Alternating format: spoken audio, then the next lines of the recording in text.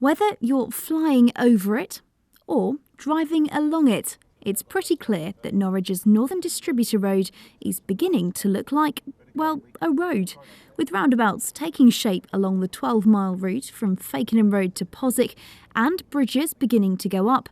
It's hard to believe work only started properly in January. But overall, the progress has been good. We had a bit of a blip during the wet weather in June. Something like that's going to happen sometime, but we've been very fortunate, and I feel that we're up on schedule or slightly ahead of schedule. It feels like a road already, and once it's built, I can see the benefits for all the local people around here. It's going to be a huge improvement to what we've got. Of course, it's taken a lot more than 9 months to get to this point. The idea of a northern bypass has been thrown around for decades, but it wasn't until 2003 that it was officially put back on the table. What ensued was years of opposition from campaigners before the £148 million project got final approval from the government in June last year. But then just 2 months later, it was revealed the price had gone up to £178 million. The County Council, Local Enterprise Partnership and Department for Transport all helped plug the funding gap, and work was able to begin in January, with an expected completion date of February 2018. Now, though, it's hoped some parts may be able to open even earlier than that, but it's also been revealed the final cost may go up even further because of delays and extra land costs. We've had an estimate which has come out into the public domain. We are around about 6.8 million.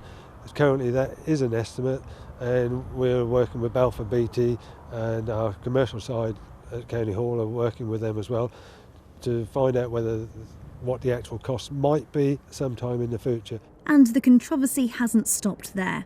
900 people have already been hit with speeding tickets in restricted work areas, and the construction has caused closures and delays. The latest and possibly most significant of which will be the shutting of Holt Road next week because of a water main. We knew it was there, but it's proved to be extremely fragile, and we're unable to work close to it, and we've really been forced therefore to shut Holt Road for a short time as we can to enable us to excavate safely around it and get the new pipes in. We'll reopen the road as soon as we can, and we just ask people they've been very patient so far, please be a bit more patient, and long term it will pay dividends. Now, with the winter weather just round the corner, the question is whether the summer momentum can be continued.